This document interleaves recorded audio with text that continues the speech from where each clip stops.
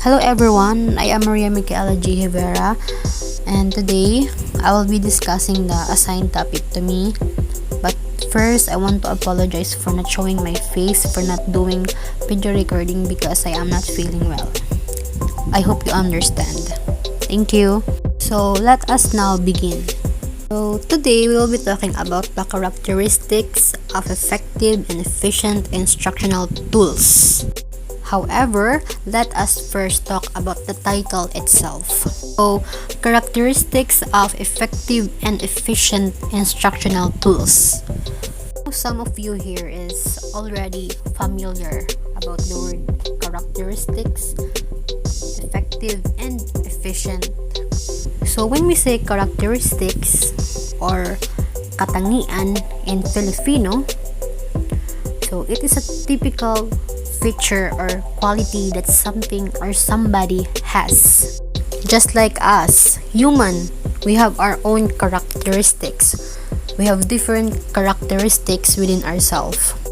Effective and efficient. So, what do you mean by effective? So, effective is something that is successful in producing a desired or intended result. Therefore, the instructional tools must be carefully planned, selected, organized, refined, and used in a course for the maximum effect. On the other hand, the word efficient is something working in a well-organized and competent way. It must be provide the core informations in the instructional tools that students will experience, learn, and apply during a course. How about the instructional tools? Are you aware of this or do you have any idea about this? So, this is a platforms and framework with course materials online, and some of them enable students to substitute part of their traditional courses with online options. Particularly today, we are using it. We are using different platforms to help in our studies. Simply using technology is not enough to learn language. An effective ICT-based instructional material is a well-planned and well-designed one, as I have said a while ago. It must be effective and efficient. Preparation of the IMs must be planned very well. It's going to put different IMs in front of students. You have to plan it very well in order for them to get the outcomes that they have to. And it must be ensured that they are developed to meet the learning objectives of the language. Of course, we are future educators. Objectives is very important, right? So, can we possibly execute a certain lesson if our objectives is not related to the IMs or I tools that we are going to use? Now, let us talk about the main topic of our report, the characteristics of an instructional material that is effective in the classroom. So, I know some of you is familiar about the word instructional materials, right?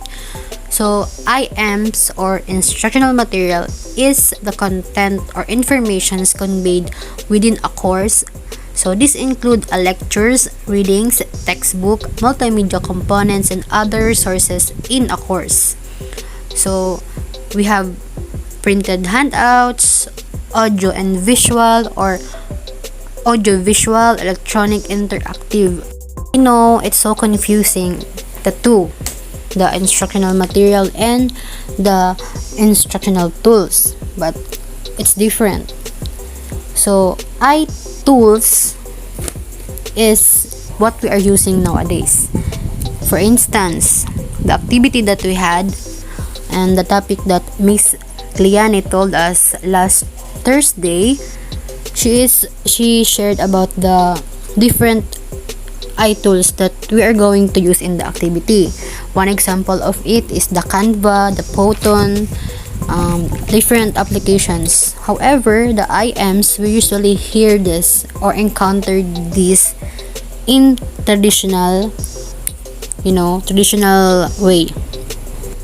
We are fond of using cartulinas, different images that is related in our topic, right? So the first characteristic is the enhances instructional effectiveness. When we see enhances, it should improve the quality.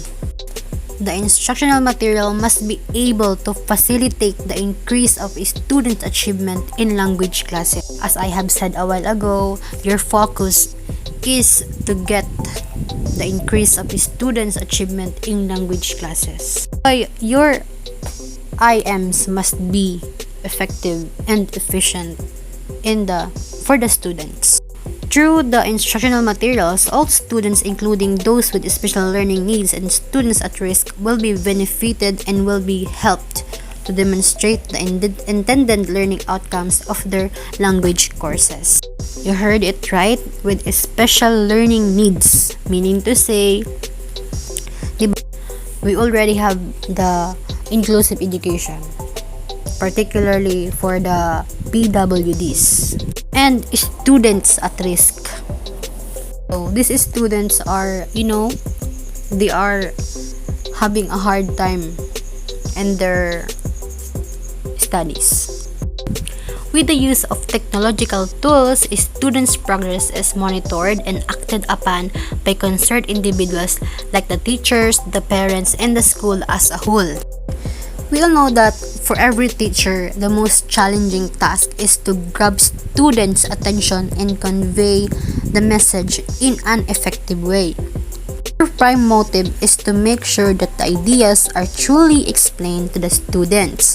The aim to impart each lesson in such a way that it creates a lasting impression on their minds. And that's the way of making your instructional materials effective. Of course, diba, teaching is not a joke.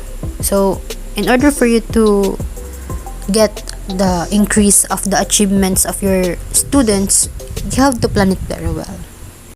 Second characteristic, we have promotes active learning. When we say promote, you are supporting or actively encourage. So, instructional material are expected to help promote active learning through the use of interactive technological tools. Learning interest is stimulated and students' focus is redirected. By this, students and teachers will highly engage in the learning process. So let us go back to the word technological tools. So it is primarily that can be useful to develop support to the online courses. What do we mean by stimulated? Sa Tagalog or Filipino, pasiglahin. Meaning to say, you're not just going to showcase the different technological tools in the students.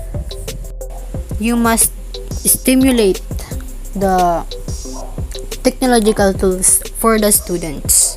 Kailangan pasiglahin, especially we are going to teach elementary grades in the near future. In order for them not to be shocked or pressured about the certain tools, we have to make it, pasiglahin. It must be redirected. Putting it simply, active learning is a process designed to help students become engaged in the classroom, meaning that pupils are involved with learning as they participate in lessons and collaborate with each other, particularly using IM. It's also a process where students are able to focus on their own learning.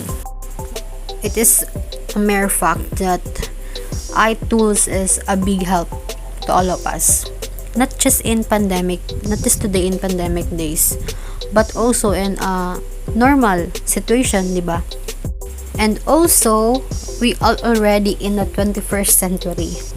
There are different websites, educational applications that we could use. But of course, in order for us to share it to the students, syempre, we must first learn it within ourselves as a future educator.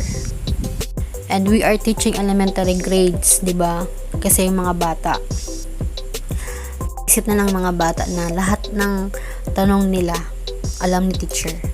Kaya dapat pag-aralan natin ng mabuti.